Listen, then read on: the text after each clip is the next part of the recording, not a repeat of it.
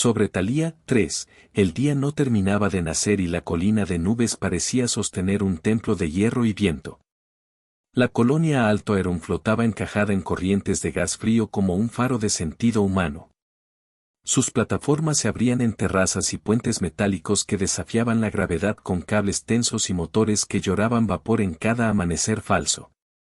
Desde la mirada de la atmósfera, Alto Aerum era una cicatriz ordenada sobre un océano sin costas, paneles, jardines colgantes, antenas en espiral y, en el centro, una torre alveolo que recogía fe y datos por igual. Era un lugar creado por manos que querían reírle al vacío. Era también una promesa, esa colonia no solo habitaba Thalía 3, sino que la reclamaba con la costumbre humana de quedarse. La primera señal de la llegada no fue un rugido ni una luz.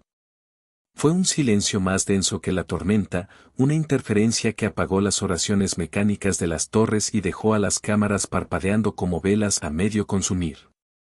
En la consola de vigilancia, las ondas se doblaron, los rastreadores comenzaron a dibujar figuras nuevas en coordenadas que no existían antes.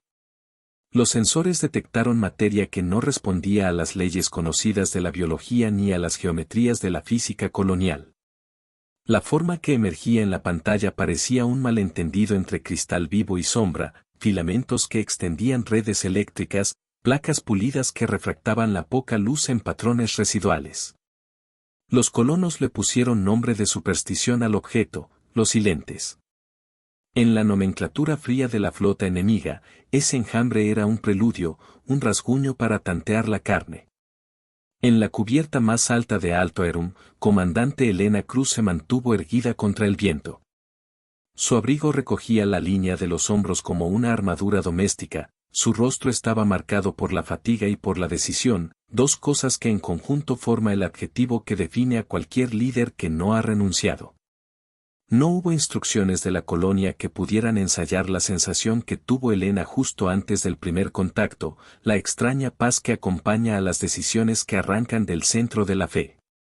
Sobre su pecho colgaba un holo crucifijo, una representación minimalista, hecha de fibra luminosa y memoria, que la había acompañado desde antes de dejar la tierra. En su mano, un pedazo de tela, una bandera pequeña, ya escarchada, con la insignia de Alto Aerum quemada en un borde. Ese pedazo era más que una insignia, era una promesa que se remendaba cada vez que el viento intentaba arrancarla. Los silentes no llegaron con diplomacia. Sus sondas rozaron escudos y tiraron cables que transformaban la atmósfera en una malla resonante. La primera sonda que tocó la superficie de una plataforma no explotó. Exhaló una lluvia de cristales delgados como cuchillas de luz que, al contacto con el aluminio, comenzaron a crecer como arrecifes afilados. Nos observaron, como observan los depredadores inteligentes, con curiosidad matemática.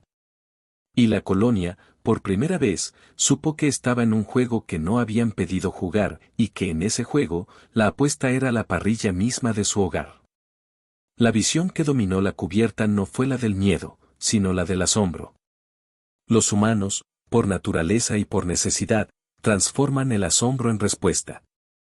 En la misma escena, Elena miró la ciudad colgante y vio rostros que ella conocía como mapas, niños que recogían insectos lumínicos para componer lámparas, sacerdotes que reajustaban los cantos de las placas de la torre central. Técnicos que soldaban en mitad de la noche con la cadencia de quien repara una casa en llamas. Ella no pensó en rendición. Pensó, con esa mezcla de lógica y religión que en la especie humana suele llamarse fe, en medidas. Y en una palabra que apareció sin plan, sacrificio. Sacrificio como decisión, no como derrota. Mientras las primeras ondas trazaban sombras sobre la ciudad, algo más viejo que la técnica se agitó entre la gente. Un dibujo infantil, plastificado y pegado con cinta a un pasamanos, representaba a un sol con 4 brazos abrazando una ciudad. Un técnico dejó su almuerzo sobre la consola, y una carta quemada, enviada desde la Tierra décadas atrás, se quedó adosada a su bolsillo como recuerdo. Eso, más que cualquier blindaje, era lo que los hacía peligrosos para quienes creían que la vida se medía en nutrientes y en rutas de extracción, los humanos portaban memoria, y la memoria duele cuando la tocan. El primer encuentro no concluyó con una gran explosión ni con una declaración de guerra. Fue una conversación muda entre tecnología y obstinación. Las redes de los silentes buscaron puntos de entrada y reconocieron patrones de defensa. La colonia respondió con paradas y contraparadas, con nudos de fuego y cadenas de plasma. Fue entonces que Helena comprendió que la victoria más pura no residiría en repeler cada sonda sino en demostrar algo más peligroso, que los humanos pueden sostener un alma colectiva capaz de incendiar la razón enemiga. Anocheció con el metal temblando, con una lluvia de microcristales que se pegaban en antenas y lámparas, como si la colonización comenzara por la estética. En la distancia, a través de la atmósfera que vibraba, apareció la sombra de algo mayor, una estructura que plegaba el horizonte con su masa. No era una nave como las que los manuales describen, parecía una constelación contenida, un órgano que latía con la música de su propia física. Helena cerró los ojos un momento. En la historia de la especie, siempre hay un tipo de fe sencilla, no la que promete cielo sin tormenta, sino la que anuncia que, cuando el mundo se quiebre, alguien levantará las manos sobre la herida. Ella ya había decidido levantarlas. Las horas siguientes se transformaron en una coreografía de manos y cálculos. Alto Erum no era una fortaleza diseñada para combates galácticos, era una comunidad arquitectónica, hecha para sostener vida y costumbre en la altitud. Aún así, en su fundación había ingenieros con ambición de poetas, y esa ambición no desperdició la ocasión, para cada plaza había un escondite, para cada altar una reserva de combustible. Helena ordenó el despliegue de los anillos de defensa, la elevación de redes de plasma y la activación de la gran torre de resonancia. No era una torre cualquiera, la ciudad poseía un núcleo experimental, diseñado en su concepción para estudiar las correlaciones entre vibraciones atmosféricas y la sobrevivencia de cultivos en altura. En la víspera apacible de otro proyecto, esa torre fue reinterpretada como el coro del alba. Un dispositivo capaz de modular la atmósfera y emitir frecuencias que podrían perturbar formas de vida basadas en redes eléctricas y resonancia cristalina. Santiago Ríos, el comodoro de tácticas, trazaba mapas sobre una mesa de hologramas. Sus dedos eran una batuta sobre figuras que brillaban sobre la madera marcada. Él entendía la física de la guerra con el mismo cariño con que otros cocinan para la familia, con paciencia y exceso de condimentos. Su plan era de una simpleza letal, provocar al enjambre para que concentrara su arquitectura cerca de la ciudad. Y entonces detonarlo en una burbuja de ondas que el coro del alba podría amplificar hasta convertirla en una nota letal para la biología alienígena. Pero el coro era una espada de doble filo. La resonancia que deseaban generar no distinguía entre la carne humana y la del invasor, su energía podría desnaturalizar tejidos, romper implantes, colapsar bioreacciones. Sacrificio, de nuevo, aparecía en la pizarra como una variable inevitable.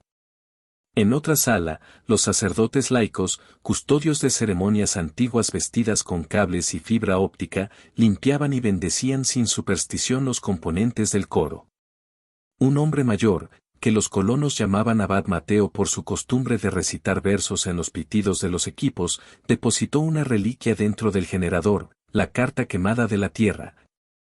Un pedazo de papel con una dedicatoria que ya no tenía tinta pero que conservaba la textura de la esperanza. Helena insistió en que aquello no era mera tradición, era un recordatorio de que estaba en juego, no solo la infraestructura, sino las historias que los rostros de la ciudad representaban. Los jóvenes ingenieros se movían con la tensión del que practica un rito peligroso. Ajustaron emisores direccionales, recalibraron filtros que debían atrapar la marea de cristales antes de que se convirtieran en arrecifes perforadores. Las estrategias eran tácticas humildes, señuelos térmicos y balsas de ión que imitarían masas coloniales, naves recolectoras que se ofrecerían como apéndices. Todo para atraer la atención del enjambre hacia puntos calculados.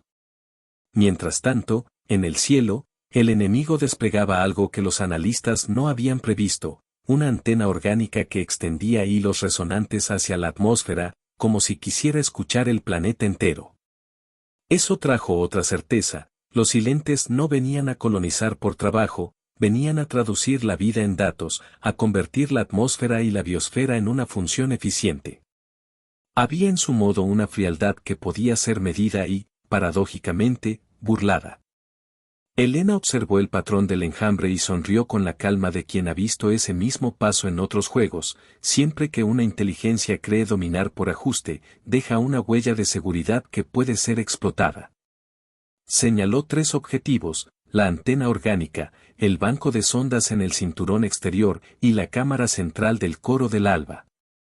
El plan requería sacrificios locales: plataformas secundarias serían desmontadas para producir masa de inercia, algunas poblaciones debían ser reubicadas. Y varios equipos de rescate aceptarían la posibilidad de no regresar.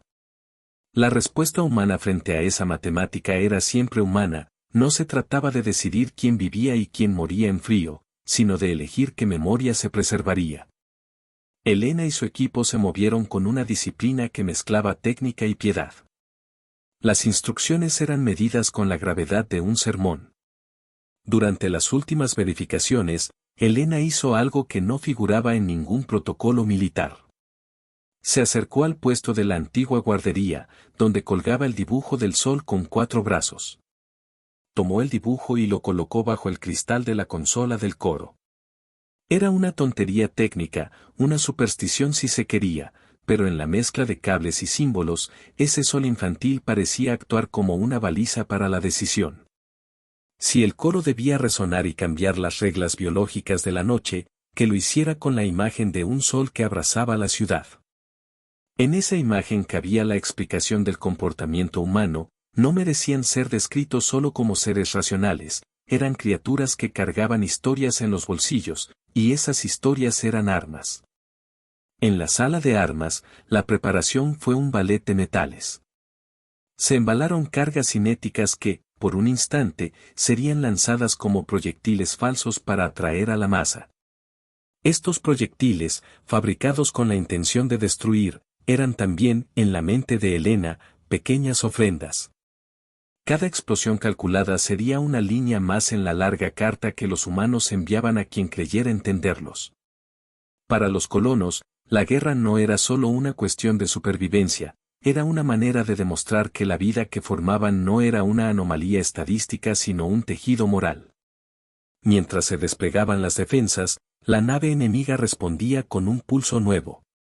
De las antenas orgánicas emergió un campo arquitectónico que parecía capaz de reorganizar la propia materia del aire. El cielo dejó de ser elemental como había sido siempre, adquirió vocabulario.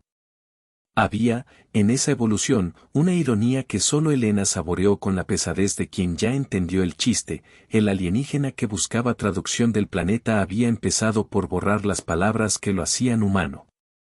En la última órbita imaginada antes del combate, las cifras de pérdida fueron calculadas con honestidad.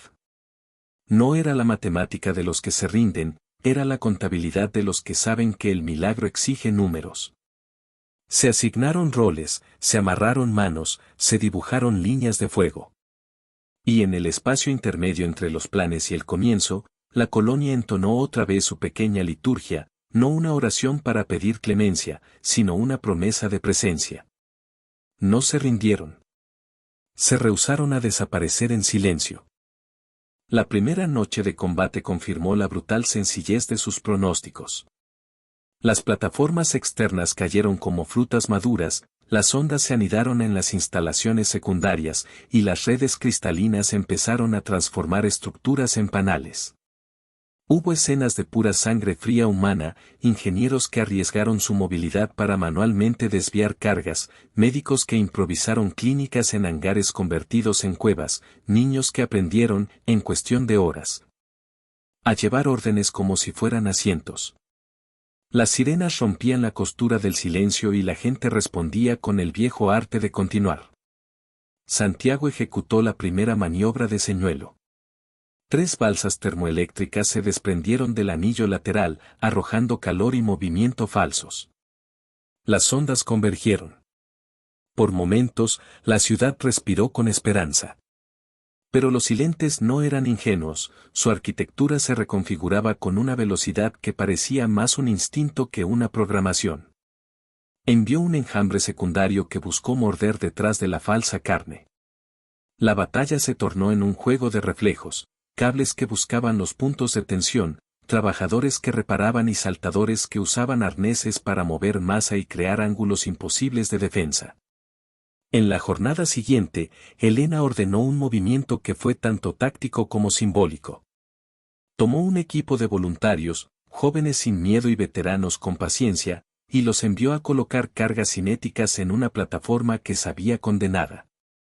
La operación estaba diseñada para ser vista por el enemigo, la plataforma serviría como un punto de detonación cuando el enjambre formara su masa allí. Los voluntarios no fueron simples soldados, eran vecinos, amigos de taller, maestros con avaricia por el futuro. Cada uno llevaba un objeto que sería significativo para la memoria colectiva, la bandera escarchada, un casco con la visera mellada con la cual un joven enseñaba a su hijo a mirar las estrellas. Una pequeña caja con la carta quemada de la tierra. Cuando las cargas fueron detonadas, la explosión arrastró al enjambre hacia una trampa formada por emisores direccionales. Por un instante la táctica pareció funcionar, la marea alienígena colapsó en una danza de fragmentos. Pero la victoria tenía un precio visible, la plataforma se transformó en llameantes astillas que cayeron sobre el vapor de la atmósfera, y las vidas entregadas allí se convirtieron en ruinas luminosas. Helena observó la escena con una mezcla de furia contenida y devoción, no era un cálculo sin emoción, y su pecho lo demostraba. Para los colonos, la pérdida no se quedaría en cifras, se transformaría en relatos que, narrados al calor de otras noches, harían de la tragedia una lección. La guerra, como siempre, enseñó a los humanos con crueldad y belleza. Se volvió una sucesión de riesgos, cada uno con su pequeña gloria. Hubo tácticas de guerrilla aérea, pequeñas naves que cortaban la masa cristalina con espadas de plasma, redes magnéticas que arrancaban sondas de su arquitectura, y sobre todo, distracciones que convertían a Alto Erum en un laberinto móvil que no admitía la complacencia. Los silentes adaptaban su estrategia con una flexibilidad que los humanos no podían igualar, pero había en esa adaptación una ventaja, cada ajuste mostraba un patrón. Y de los patrones Santiago y Helena recolectaban respuestas. En medio del fuego, surgió un episodio que consolidó la fe como arma. Un equipo de rescate encontró, en un hangar parcialmente destruido, a un niño aferrado a un trozo de fibra lunar que representaba una nave de papel. El niño sostenía también la bandera escarchada, su madre había quedado entre las ruinas. El equipo recuperó al niño y le dio una manta. El gesto fue pequeño, doméstico y humano. Esa noche, mientras el coro del alba resonaba con pruebas, Helena, desde la torre, miró el rostro del pequeño en la transmisión de rescate y sintió una demostración íntima de lo que estaban defendiendo. No había cálculos precisos para ese valor. La intensidad aumentó cuando los silentes lanzaron una maniobra que fue llamada, por los analistas coloniales, la traducción. Desde su antena orgánica, emitieron una serie de ondas que no parecían diseñadas para matar, parecían escritas para comprender. La atmósfera reaccionó, burbujas de sonido que transformaban las frecuencias del coro en ecos, imágenes mentales que atacaban memorias compartidas. Para muchos fue un ataque psicológico, recuerdos tangibles proyectados en las pantallas, voces antiguas mezcladas con el viento. Los colonos experimentaron visiones de su pasado, de cuando sus ancestros cruzaron el espacio, de los jardines que dejaron atrás. Pero esta invasión mental tenía un defecto, pretendía traducir la vida en función, sin comprender la redundancia emocional humana. La traducción falló en el punto decisivo, el nivel de fe. La fe humana no se dejó reducir a datos. El coro se convirtió en más que un arma, se transformó en un instrumento de resistencia cultural. Los sacerdotes laicos, las madres y los técnicos entonaron cantos que no tenían notación científica, pero que habían sido creados para sincronizar centros de atención emocional. Esa sincronía, lejos de ser una técnica de paz, se volvió una resistencia. Las frecuencias humanas absorbieron y alteraron las ondas enemigas, creando un ruido que perturbó la lectura del silente. En ese momento, la ciudad se vio como un órgano vivo que podía alterar su frecuencia para eludir la comprensión ajena. Pero la batalla era larga y exigente. Las redes cristalinas consolidaron nichos en las paredes de la ciudad. Los silentes comenzaron a conectar esas redes en una arquitectura que prometía convertir la atmósfera de Thalía 3 en un conducto. Si aquello se completaba, la biosfera entera sería traducida en un diagrama, y la vida perdería sus redundancias impredecibles. Helena y su gente comprendieron que el riesgo debía ser elevado. El coro necesitaba cargar en su límite, concentrar energía en una nota que, al ser transmitida, rompería la sintaxis de la red alienígena. Para lograrlo necesitaban tiempo, y ese tiempo se compró con la sangre de las plataformas exteriores. En las vísperas de la operación final, Helena reunió a los que aceptarían el riesgo mayor. Les dio instrucciones, herramientas, y un recuerdo, la carta quemada y la bandera que había izado en su pecho desde el inicio. No hubo discursos grandilocuentes, hubo miradas y la certeza de que la decisión estaba tomada colectivamente.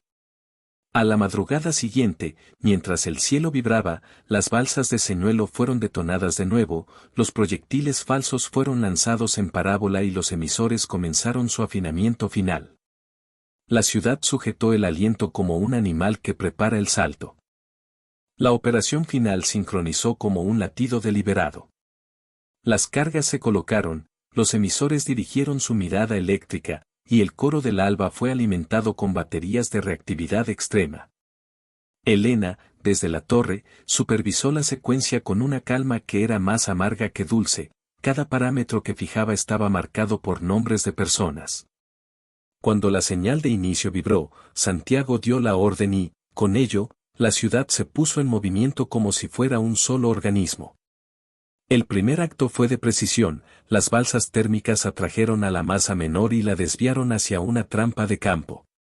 Desde el aire, una nube de microproyectiles explotó en patrón, transmitiendo vibraciones que forzaron a los silentes a concentrar su estructura para protegerse. El enemigo, obedeciendo su lógica, agrupó su tejido cristalino en torno a las fuentes de calor. Las antenas orgánicas comenzaron a elevar sus hilos en busca de estabilidad.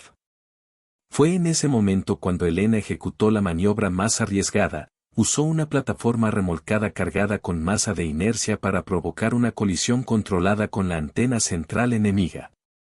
La idea era simple y brutal, atraer la nave lo suficiente para que el coro, activado en su máxima, pudiera enviar una nota dirigida hacia el corazón de la organización alienígena. Al acercarse la colisión, Helena entró en el núcleo y tomó el control manual del coro. Su rostro, iluminado por un fulgor ámbar y con el holo crucifijo reflejando, fue la imagen de la decisión. Ella no solo erigía una solución técnica, ejecutaba un acto de fe.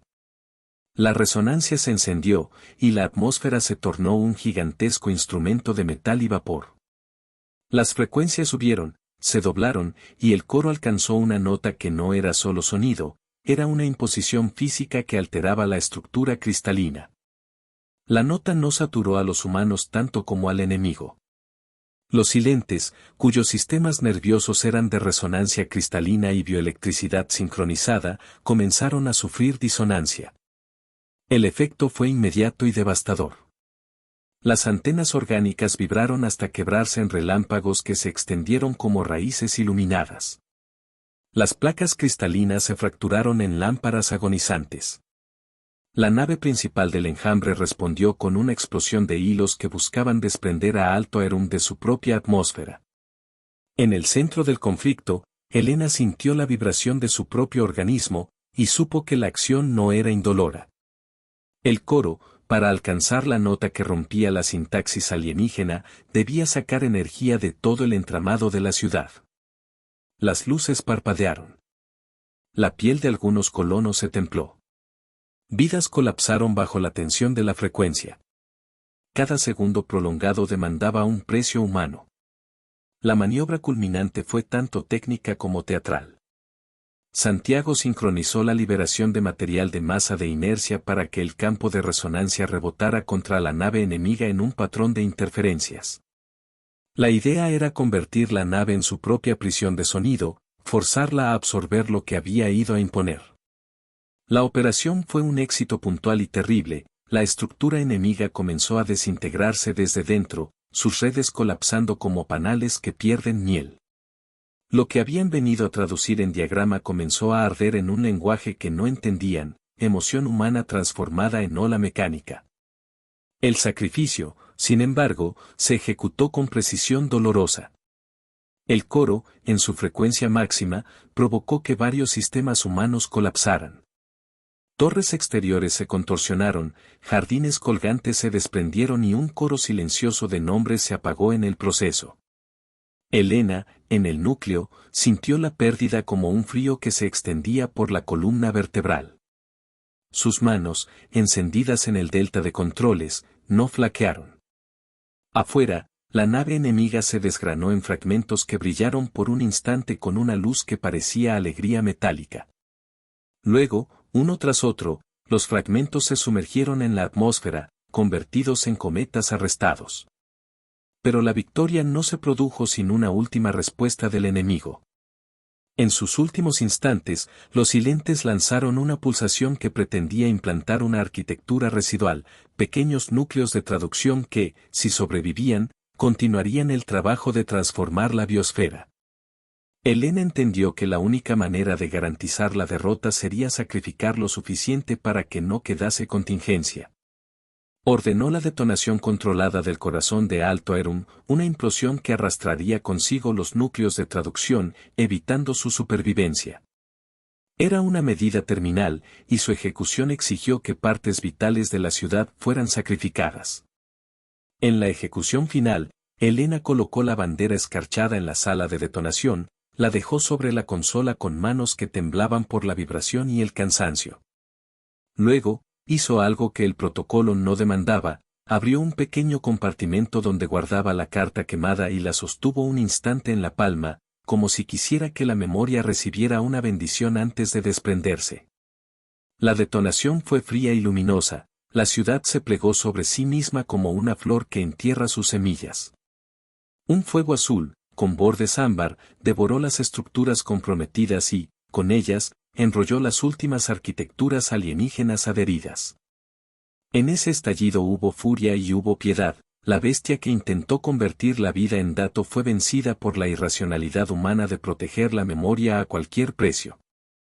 Cuando el polvo se elevó, la masa de la nave enemiga comenzó a caer apartada, destrozada, como un meteorito expulsado de su propia órbita.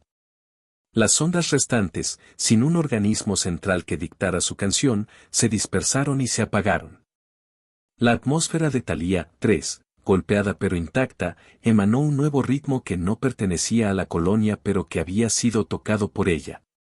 En el núcleo de Alto Erum, en medio de la devastación, Elena y los que quedaron conscientes supieron que algo había cambiado para siempre, habían demostrado que la fe, instrumentada por la técnica y por la decisión, podía ser el arma definitiva contra la frialdad que quería economizar la vida.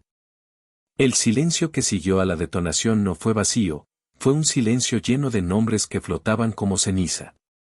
Las partes de Alto Erum que habían sobrevivido se agruparon como islas en un mar de vapor. Los sistemas que se mantenían encendidos hablaban en señales débiles. La atmósfera de Thalía 3 tembló por días como si hubiera aprendido a respirar de nuevo. Donde hubo jardines colgantes, ahora había brasas hirvientes que con el tiempo serían tierra, donde hubo antenas, quedaban piezas de metal doblado que ofrecían refugio a los rescatistas. Los sobrevivientes se movieron con la lentitud de los que han pagado deudas grandes. Había héroes visibles, los que sacrificaron la plataforma, los que mantuvieron las balsas, los que descifraron el último código del coro. Y había héroes que la historia nombraría con gestos simples, la enfermera que compartió su ración de calor con un anciano, el joven que rescató las fotos húmedas de una mano. El sacerdote laico que prendió una pequeña lámpara con la cera de un sello para iluminar a los niños asustados. La ciudad reconstruyó su memoria con piezas recogidas de la propia destrucción. Al centro de la nueva plaza emergente, un monumento improvisado cobró sentido. No era una estatua grandiosa, era una estera con los restos del coro, una placa de metal con nombres, y, sostenida por una estaca, la bandera escarchada que había acompañado a Helena. La colocación fue tan descuidada como sincera. Junto a ella, alguien dejó la carta quemada dentro de una caja de vidrio, y sobre la caja, el dibujo del sol con 4 brazos, ahora ajado, sostenía la promesa que había convertido la ciudad en un cuerpo que podía latir. Helena no buscó gloria. Vagó por las ruinas con la calma de quien atiende una herida abierta. Encontró a Santiago con la cara manchada de hollín y la camisa rasgada. Él la saludó con una sonrisa que era a la vez alivio y culpa. Hablaron mediante gestos que no necesitaban palabras, los ojos lo decían todo. Ambos sabían que lo conseguido tenía el sabor del triunfo agridulce. Habían ganado la batalla pero pagado con territorios de su vida que no se recuperaban, la torre del coro había desaparecido, varios vecindarios fueron devorados, vidas humanas, irreemplazables. Habían sido intercambiadas por la posibilidad de continuidad. La cuestión de la ética de la decisión fue debatida en pequeños círculos. ¿Era justificable usar una arma que podía herir a su propia gente?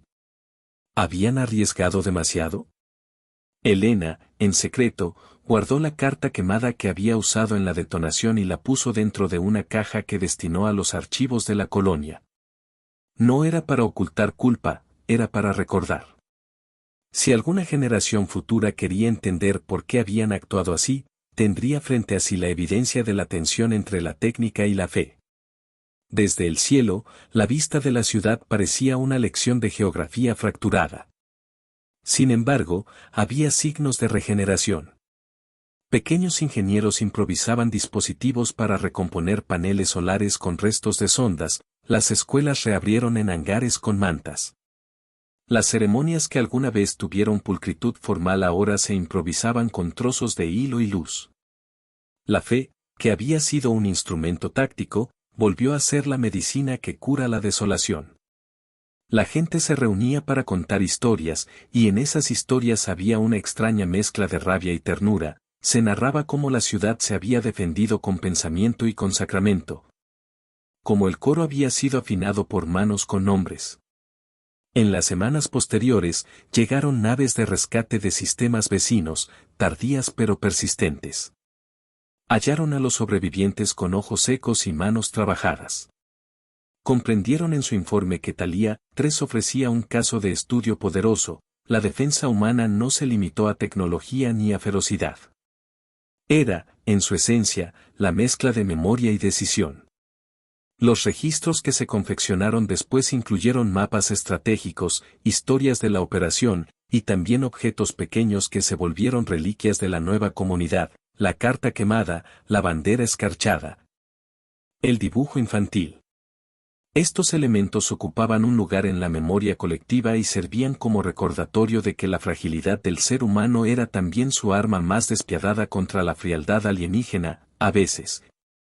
La razón que guía un sacrificio es más determinante que el material con el que se fabrica un arma. El destino del enemigo quedó escrito en fragmentos que cruzaron la atmósfera y se hundieron en la vastedad del océano de Thalía 3, algunos tan pequeños que la ciencia humana tardaría años en recolectarlos y, luego, décadas en comprenderlos. Los enviados científicos que estudiaron los restos concluyeron una cosa: la biología de los silentes buscaba la eficiencia por sobre la redundancia, y al hacerlo, había subestimado la redundancia humana. Esa redundancia cargada de historias y de ritos que volvieron incomprensible su intento de traducción total. La carta quemada fue estudiada por un biólogo con lágrimas en los ojos, y por un economista que calculó que la pérdida humana representaba una unidad de capital emocional que los algoritmos no sabían computar. En las noches que siguieron, la gente de Alto Erum comenzó a hacer algo que ningún manual de supervivencia enseñaba: reír en voz alta por cosas pequeñas. La risa se volvió una especie de acto ritual que afirmaba que la vida era más que un dato. Los niños jugaron con retazos de cristales como si fueran conchas, las abuelas tejieron nuevos estandartes con pedazos de la bandera. Los cantos que nacieron en aquella fase de resistencia se hicieron famosos en otras colonias, no por belleza técnica, sino por la verdad que contenían, la historia de cuando una ciudad decidió ser un corazón. Helena fue llamada a varias juntas, habló poco. No por falta de elocuencia, sino porque su experiencia le había enseñado que las palabras que guían no son las que más se pronuncian. Sostuvo, en sus manos, la carta quemada y la colocó en el archivo con cuidado extremo. Al salir del edificio donde la depositó, se permitió mirar al horizonte. Thalía, 3 respiraba con dificultad pero con perseverancia. En su pecho, la fe no se había reducido a una defensa improvisada, era ahora una lección, la fe humana es a la vez luz y máquina de resistencia. Algunas ideas nuevas comenzaron a germinar. Se propuso que el coro del alba no sería reconstruido como arma, sino transformado en un laboratorio de estudio para comprender cómo convertir vibraciones en energía benigna, en calor para invernaderos. En música que calmara tormentas. La justicia social se readecuó, los que habían perdido fueron integrados en planes de reconstrucción con prioridad absoluta. La memoria fue celebrada en un día que la colonia instituyó, Día de las Cuerdas, en honor a las redes que protegieron y a las que se rompieron. Con el tiempo, Alto Arum volvió a levantar terrazas y jardines. Los que vinieron a estudiar la batalla llegaron con teorías y protocolos, pero la colonia les ofreció algo que no venía en libros, la anécdota de la carta quemada y la bandera escarchada, y como esas cosas simples, puestas en el lugar justo, habían inclinado la balanza contra una inteligencia que creía que todo podía ser traducido en función. El gesto de la gente, la costumbre de asirse a objetos y a memoria, se volvió una respuesta.